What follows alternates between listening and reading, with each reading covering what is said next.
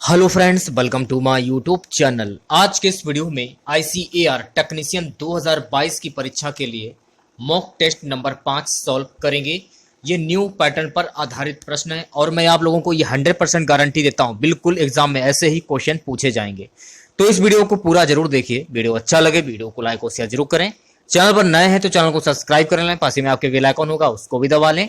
इससे आने सारी नई वीडियो की नोटिफिकेशन आप सभी लोगों तक आसानी से पहुंच जाएगी। तो चलिए स्टार्ट करते हैं आज का वीडियो बहुत ही इंपॉर्टेंट है। वीडियो को अंत तक जरूर देखिएगा आप लोग। एक क्वेश्चन के लिए आपको 2 से 3 सेकंड का समय दिया जाएगा। 2 से 3 सेकंड के बाद मैं आंसर क्लियर कर दूंगा। आज के इस वीडियो की पीडीएफ फाइल आप हमारे टेलीग्राम ग्रुप से प्राप्त कर सकते हैं। टेलीग्राम ग्रुप का लिंक जो है वीडियो के डिस्क्रिप्शन में दिया गया है। तो आज का हमारा पहला क्वेश्चन रहेगा, नेपाल सरकार ने ऑक्सफोर्ड एस्ट्राजेनेका की किस वैक्सीन को मंजूरी दे दी है? सभी लोग आंसर बताते हुए चलेगा। तो जो भी बच्चे सी वाला ऑप्शन बता रहे हैं वो बच्चे बिल्कुल करेक्ट हो जाएंगे, कोविशील्ड। इसके बारे में जान लेते हैं। नेपाल ने ऑक्सफोर्ड और एस्ट्राजेनेका की वैक्सीन कोविशील्ड को आपात इस्तेमाल की मंजूरी दे दी है। इससे पहले भारत ने 3 जनवरी को इसके आपात इस्तेमाल की मंजूरी दी थी। तो इस क्वेश्चन से आप लोगों को इतनी जानकारी प्राप्त हो जाती है। सो गाइस, अगला क्वेश्चन है, भारत की नई विदेश व्यापार नीति को कब से लागू करने की घोषणा की गई? जो भी बच्चे बी वाला ऑप्शन बता रहे हैं वो बच्चे बिल्कुल करेक्ट हो जाएंगे, 1 अप्रैल 2021। इसके बारे में जान लेते हैं। विदेश व्यापार नीति 2015 से 20 को 1 अप्रैल 2015 को लॉन्च किया गया था। ये भारत में वस्तुओं और सेवाओं के बढ़ते निर्यात, रोजगार सृजन और बढ़ते मूल्यवर्धन की रूपरेखा प्रदान करती है। यह नीति make in India, skill India, digital India, startup India के साथ साथ ईज ऑफ डूइंग बिजनेस पहल जैसी योजनाओं के अनुरूप है। तो इस क्वेश्चन से आप लोगों को इतनी जानकारी प्राप्त हो जाती है। तीसरा क्वेश्चन, कोरोना महामारी की वजह से आजादी के बाद पहली बार पहला पेपरलेस बजट कब पेश करने की घोषणा की गई? सभी लोग आंसर बताते हुए चलेगा। तो जो भी बच्चे ए वाला ऑप्शन बता रहे हैं वो बच्चे बिल्कुल करेक्ट हो जाएंगे, 1 फरवरी। इसके बारे में जान लेते हैं। आगामी 1 फरवरी को देश का आम बजट पेश होने वाला है। कोरोना काल में दूसरी बार यह वित्त मंत्री निर्मला सीतारमण आम बजट पेश करेंगी। पिछली बार की इस तरह इस बार भी बजट पेपरलेस फॉर्म में होगा। हालांकि इस बार पारंपरिक हलवा सेरेमनी का कार्यक्रम नहीं हुआ है। आपको बता दें कि हर साल बजट की फाइनल प्रक्रिया शुरू करने से पहले हलवा सेरेमनी का आयोजन होता है, जो इस बार नहीं हो सका है। तो इस क्वेश्चन से आप लोगों को इतनी जानकारी प्राप्त हो जाती है। चौथा क्वेश्चन, भारत के तेज गेंदबाज टी नटराजन हाल ही में वनडे और टी20 के बाद टेस्ट में डेब्यू वाले कौन से भारतीय खिलाड़ी बन गए हैं? जो भी बच्चे ए वाला ऑप्शन बता रहे हैं वो बच्चे बिल्कुल करेक्ट हो जाएंगे, पहले। इसके बारे में जान लेते हैं। तेज गेंदबाज थंगारासु नटराजन ऑस्ट्रेलिया में भारतीय टीम के साथ बतौर नेट गेंदबाज पहुंचे थे। शुक्रवार को उन्हें ऑस्ट्रेलिया के खिलाफ टेस्ट मैच में डेब्यू करने को मिल गया। इसके साथ ही वह एक ही टूर पर तीनों फॉर्मेट में डेब्यू करने वाले पहले भारतीय खिलाड़ी बन गए हैं। तो इस क्वेश्चन से आप लोगों को इतनी जानकारी प्राप्त हो जाती है। पांचवा क्वेश्चन, निम्नलिखित में से किस देश की 3 नौसेना जहाज जनवरी 2022 में पहुंची भारत की 2 दिवसीय सद्भावना यात्रा पर पहुंचे हैं? तो जो भी बच्चे सी वाला ऑप्शन बता रहे हैं वो बच्चे बिल्कुल करेक्ट हो जाएंगे, रूस। इसके बारे में जान लेते हैं। बीते बृहस्पतिवार सी नौसेना के 3 जहाज 2 दिवसीय सद्भावना यात्रा पर केरल के कोची तट पर पहुंच गए थे।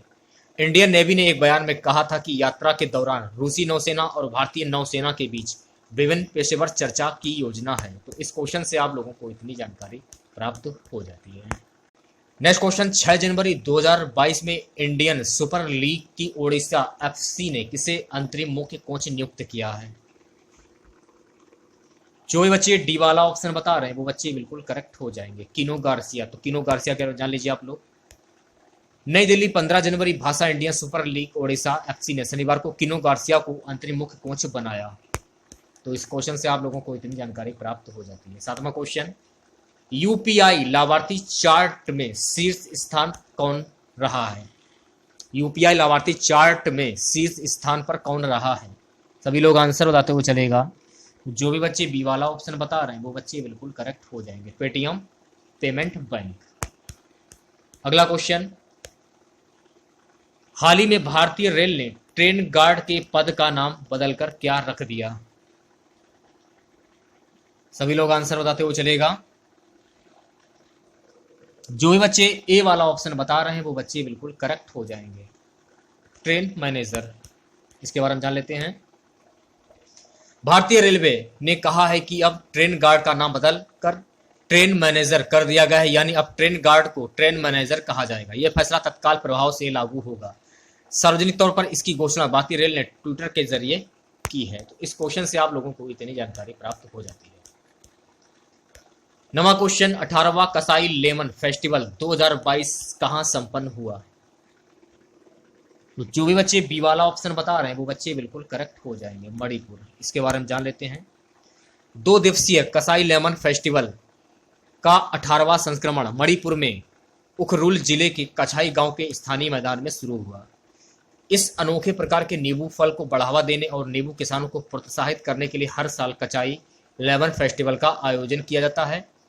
इस साल इस फेस्टिवल में कुल मिलाकर 260 स्टॉल लगाए गए हैं, जिसमें इस साल नींबू की भरपूर फसल का प्रदर्शन किया गया है। इस वर्ष महोत्सव का आयोजन सुरक्षित पर्यावरण और ग्रामीण परिवर्तन के जरिए जैविक कचाई नींबू विषय के तहत किया जा रहा है। महोत्सव के तहत कल नींबू किसानों के लिए प्रशिक्षण कार्यक्रम आयोजित किया जाएगा। तो इस क्वेश्चन से आप लोगों को इतनी जानकारी प्राप्त हो जाती है। 10वां क्वेश्चन, हाल ही में ग्लोबल रिस्क रिपोर्ट 2022 किसने जारी की है?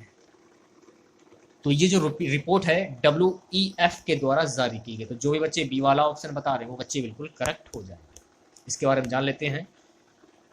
वर्ल्ड इकोनॉमिक फोरम WEF द्वारा जारी इस ग्लोबल रिस्क रिपोर्ट 2022 के हवाले से पता चला है कि दुनिया के लिए सबसे बड़ा खतरा जलवायु परिवर्तन है, जबकि इसके बाद चरम मौसम को दूसरे और जैव विविधता को होते नुकसान को तीसरे स्थान पर रखा गया है। तो इस क्वेश्चन से आप लोगों को इतनी जानकारी प्राप्त हो जाती है। सो गाइस, अगला क्वेश्चन, गांधी जी की दृष्टि में उदास और बढ़िया शिक्षा क्या है? सभी लोग आंसर बताते हुए चलेगा। तो जो भी बच्चे ए वाला ऑप्शन बता रहे हैं वो बच्चे बिल्कुल करेक्ट हो जाएंगे, अहिंसक प्रतिरोध। इसके बारे में जान लेते हैं। शिक्षा को लेकर गांधी जी की दृष्टि निहित तौर पर व्यक्तिगत और राष्ट्रीय स्वतंत्रता के विचार से जुड़ी हुई है। 1937 में गांधी द्वारा बुनियादी राष्ट्रीय शिक्षा के रूप में प्रस्तावित नई तालीम या नई शिक्षा के केंद्र में आजादी की परिकल्पना की गई। इसका अर्थ आत्मनिर्भरता तथा समाज के हित में काम करना भी था। तो इस क्वेश्चन से आप लोगों को इतनी जानकारी प्राप्त हो जाती है। 12वां क्वेश्चन, गांधी जी शिक्षा का उद्देश्य क्या मानते थे? जो भी बच्चे सी वाला ऑप्शन बता रहे हैं वो बच्चे बिल्कुल करेक्ट हो जाएंगे, चरित्र निर्माण। इसके बारे में जान लेते हैं। शिक्षा ऐसी होनी चाहिए जिसमें बालक के शरीर का विकास होना चाहिए, क्योंकि उनके अनुसार स्वस्थ शरीर में ही स्वस्थ मस्तिष्क का निर्माण होता है। इसलिए सबसे पहले उन्होंने शारीरिक विकास पर बल दिया। तो इस क्वेश्चन से आप लोगों को इतनी जानकारी प्राप्त हो जाती है। अगला क्वेश्चन, 13वां क्वेश्चन है गाइस कि टॉलस्टॉय कौन थे? टॉलस्टॉय कौन थे? जो भी बच्चे ए वाला ऑप्शन बता रहे हैं वो बच्चे बिल्कुल करेक्ट हो जाएंगे। टॉलस्टॉय जो थे ये रूसी लेखक थे। इसके बारे में जान लेते हैं। देखिए गाइस, इनका नाम है लेव टॉलस्टॉय। 9 सितंबर 1828 और मृत्यु 20 नवंबर 1910। 19वीं शताब्दी के सर्वाधिक सम्मानित लेखकों में से एक हैं। उनका जन्म रूस के एक संपन्न परिवार में हुआ था। उन्होंने रूसी सेना में भर्ती होकर क्रिमिया युद्ध 1855 में भाग लिया, लेकिन अगले ही वर्ष सेना छोड़ दी। लेखन के प्रति उनकी रुचि सेना में भर्ती होने से पहले ही उपन्यास, युद्ध और शांति 1865 से 69 तथा अन्ना करेनिना 1875 से 77 साहित्यिक जगत में क्लासिक रचनाएं मानी जाती हैं। तो इस क्वेश्चन से आप लोगों को इतनी जानकारी प्राप्त हो जाती है। 14वां क्वेश्चन है गाइस, शिक्षा और संस्कृति के लेखक कौन है? काफी लोग बच्चे जो हैं वो आंसर बता सकते हैं। शिक्षा और संस्कृति के लेखक कौन है? तो जो भी बच्चे ए वाला ऑप्शन बता रहे हैं वो बच्चे बिल्कुल करेक्ट हो जाए, महात्मा गांधी। इसके बारे में जान लेते हैं। शिक्षा और संस्कृति में राजेंद्र बाबू द्वारा समाज के इन 3 प्रमुख अंगों के विषय में प्रकट ओजपूर्ण विचार संकलित हैं। इनके माध्यम से पाठक राजेंद्र बाबू के विराट व्यक्तित्व के दर्शन कर सकेंगे। तो इस क्वेश्चन से आप लोगों को इतनी जानकारी प्राप्त हो जाती है। 15वां क्वेश्चन है गाइस, यंग इंडिया क्या है? यंग इंडिया की बात हो रही है तो यंग इंडिया एक पत्रिका है। तो जो भी बच्चे ए वाला ऑप्शन बता रहे हैं वो बच्चे बिल्कुल करेक्ट हो जाएंगे। नेक्स्ट क्वेश्चन, भारत के प्रधानमंत्री ने पहली बार 20 सूत्रीय आर्थिक कार्यक्रम की घोषणा कब की? सभी लोग आंसर बताते हुए चलेगा। जो भी बच्चे सी वाला ऑप्शन बता रहे हैं वो बच्चे बिल्कुल करेक्ट हो जाएंगे, 1975। इसके बारे में जान लेते हैं। स्वच्छ भारत मिशन और सभी के लिए घर जैसी पीएम नरेंद्र मोदी की महत्वाकांक्षी योजनाएं अब पूर्व प्रधानमंत्री इंदिरा गांधी के कार्यकाल में शुरू किए गए 20 सूत्रीय कार्यक्रम की जगह लेंगी। इंदिरा गांधी ने गरीबी दूर करने के लिए इस कार्यक्रम की शुरुआत की थी, जिसे बाद की कांग्रेस सरकारों ने भी अपनाया। तो इस क्वेश्चन से आप लोगों को इतनी जानकारी प्राप्त हो जाती है। 17वां क्वेश्चन, निम्नलिखित में से किस योजना का उद्देश्य गरीबी दूर करना और आत्मनिर्भरता प्राप्त करना है? सभी लोग आंसर बताते हुए चलेगा। जो भी बच्चे डी वाला ऑप्शन बता रहे हैं वो बच्चे बिल्कुल करेक्ट हो जाएंगे। 5वीं योजना, इसके बारे में जान लेते हैं। गरीबी हटाओ 5वीं पंचवर्षीय योजना के समय इंदिरा गांधी द्वारा दिया गया नारा था। अगला क्वेश्चन, 18वां क्वेश्चन है गाइस, भारत में जनगणना प्रत्येक के बाद नियमित रूप से आयोजित की जा रही है। जो भी बच्चे सी वाला ऑप्शन बता रहे हैं वो बच्चे बिल्कुल करेक्ट हो जाएंगे। हर 10 साल।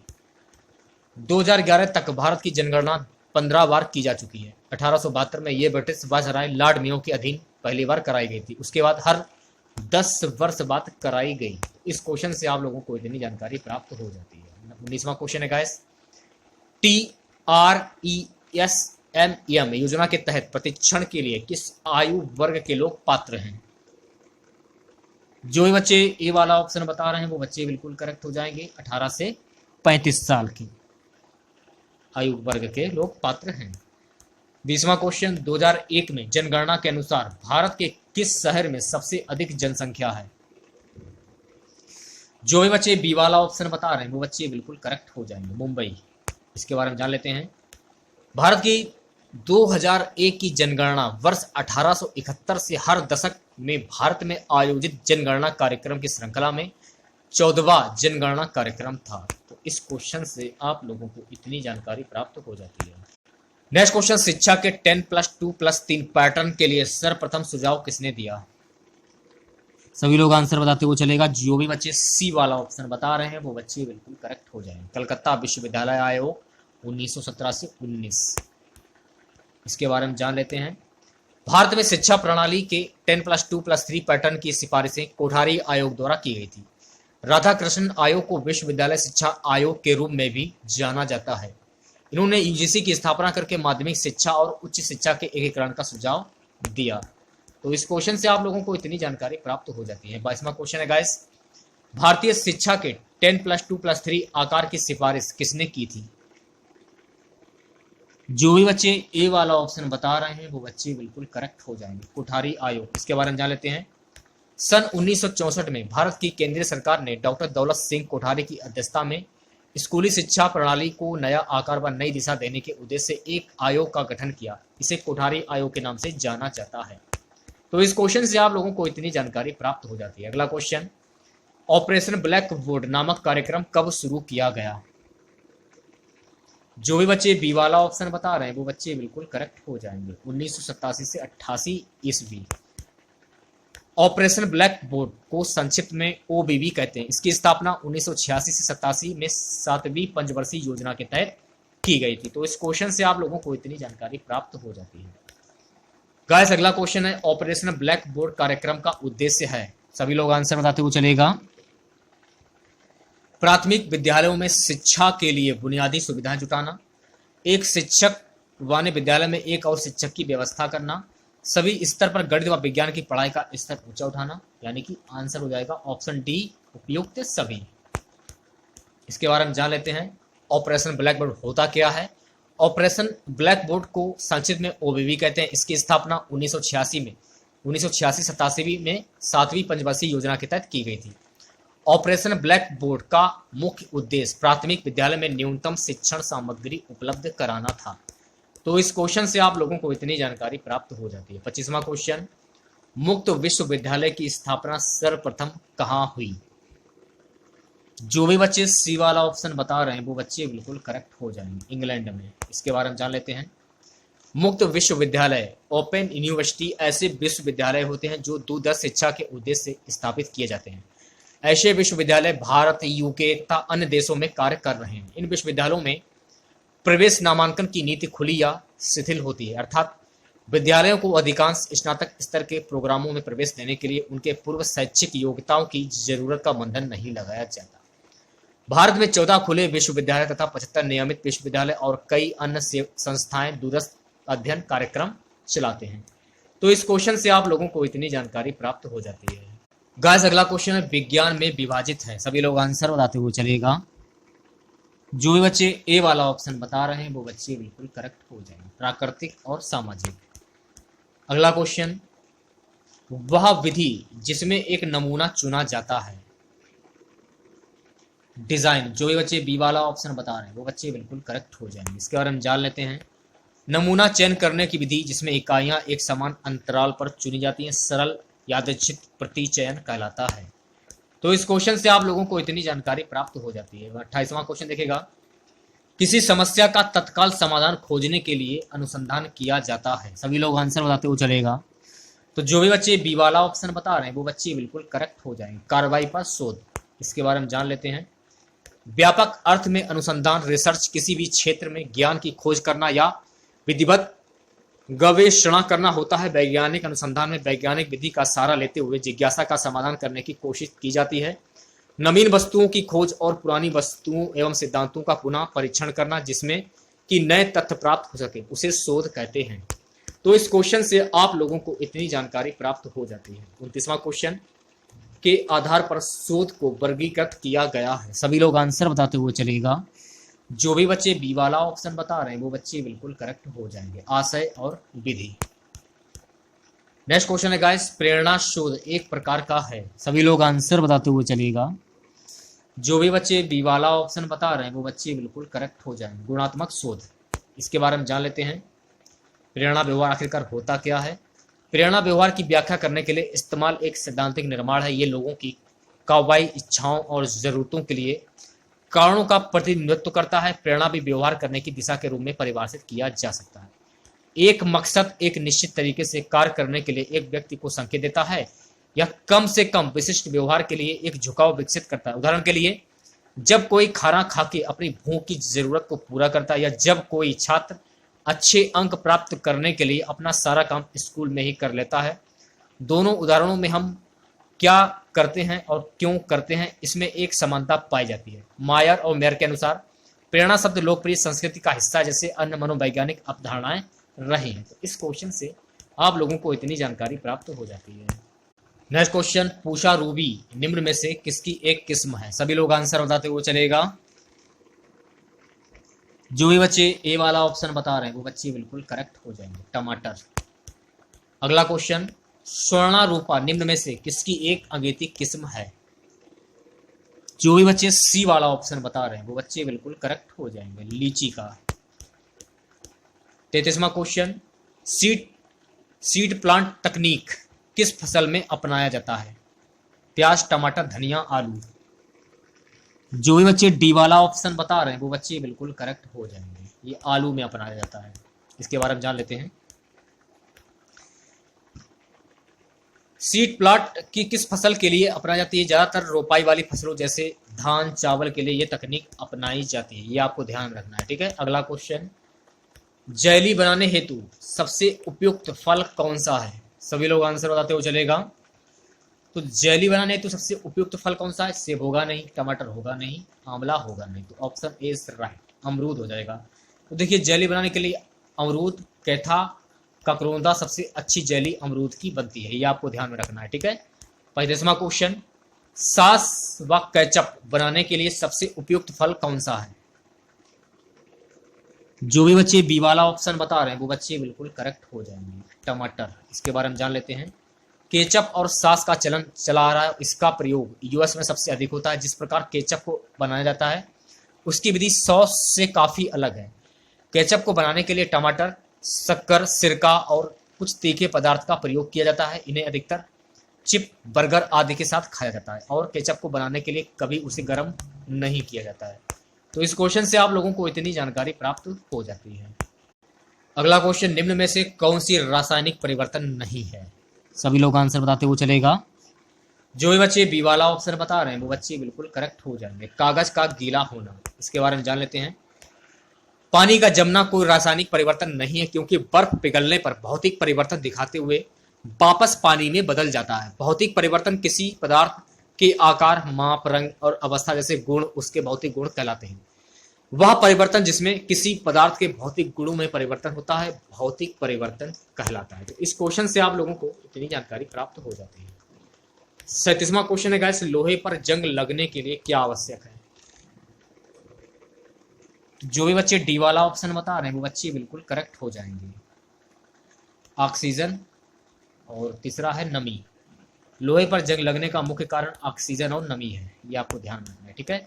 यानी जब लोहा ऑक्सीजन और नमी के संपर्क में आता है तो लोहा इसके साथ क्रिया करके कुछ अनचाह कंपाउंड बना लेता है और लोहे खराब होने लगता है और इसी कारण इसका रंग भी बदल जाता है। इसे लोहे पर जंग लगना कहते हैं। तो इस क्वेश्चन से आप लोगों को इतनी जानकारी प्राप्त हो जाती है। अगला क्वेश्चन, स्टेनलेस स्टील बनाने के लिए लोहे में क्या मिलाए जाते हैं? तो जो भी बच्चे डी वाला ऑप्शन बता रहे हैं वो बच्चे बिल्कुल करेक्ट हो जाएंगे, उपरोक्त सभी। इसके बारे में जान लेते हैं। अकलुस इस्पात के निर्माण में लोहे में कभी कभी ताम्र, कोबाल्ट, टाइटेनियम, नियोबियम, टाइटालियम, कोल्वियम, गंधक और नाइट्रोजन भी मिलाया जाता है। तो इस क्वेश्चन से आप लोगों को इतनी जानकारी प्राप्त हो जाती है। अगला क्वेश्चन, रासायनिक परिवर्तन का सही पहचान क्या है? सभी लोग आंसर बताते हुए चलेगा। जो भी बच्चे डी वाला ऑप्शन बता रहे हैं वो बच्चे बिल्कुल करेक्ट हो जाएंगे। नए पदार्थ की उत्पत्ति, इसके बारे में जान लीजिए आप लोग। जब कोई पदार्थ किसी अन्य पदार्थ से मिलकर एक नया पदार्थ बनता है, संश्लेषण, या जब कोई पदार्थ दो या अधिक पदार्थों में वियोजित डिकम्पोज होकर उसका गुण और विशिष्ट बदल जाता है तो इसे रासायनिक परिवर्तन कहते हैं, केमिकल चेंज। उदाहरण के लिए लोहे पर जंग लगना, अगरबत्ती का जलना, दूध का फटना आदि रासायनिक परिवर्तनों को समझना रसायन विज्ञान का प्रमुख कार्य है। तो इस क्वेश्चन से आप लोगों को इतनी जानकारी प्राप्त हो जाती है। सो गाइस, आज का हमारा सबसे लास्ट क्वेश्चन रहेगा, समुद्री जल से साधारण नमक किस विधि द्वारा प्राप्त किया जाता है? जो भी बच्चे बी वाला ऑप्शन बता रहे हैं वो बच्चे बिल्कुल करेक्ट हो जाएंगे, वाष्पन के द्वारा। इसके बारे में जान लेते हैं। वाष्पीकरण का उपयोग नमक और पानी के पृथक्करण की प्रक्रिया के रूप में किया जाता है। यह एक चीनी बर्तन में घोल रखकर एक बर्नर पर नमक और पानी के घोल को गर्म करके प्रयोगात्मक रूप से किया जा सकता है। चीनी बर्तन में पानी को गर्म करके वाष्पित किया जाता है और उसमें केवल नमक बचता है। तो इस क्वेश्चन से आप लोगों को इतनी जानकारी प्राप्त हो जाती है। तो आज के इस वीडियो में बस इतना ही। आशा करते हैं आज का वीडियो आप लोगों को पसंद आया होगा। वीडियो अच्छा लगे वीडियो को लाइक और शेयर जरूर करें। चैनल पर नए हैं तो चैनल को सब्सक्राइब कर लें, पास ही में आपके बेल आइकन होगा उसको भी दबा लें। इससे आने सारी नए वीडियो की नोटिफिकेशन आप सभी लोगों तक आसानी से पहुंच जाएगी। आज के इस वीडियो की पीडीएफ फाइल आप हमारे टेलीग्राम ग्रुप से प्राप्त कर सकते हैं। टेलीग्राम ग्रुप का लिंक जो है वीडियो के डिस्क्रिप्शन में दिया गया है। तो मिलते हैं नेक्स्ट वीडियो के साथ। जय हिंद, जय भारत।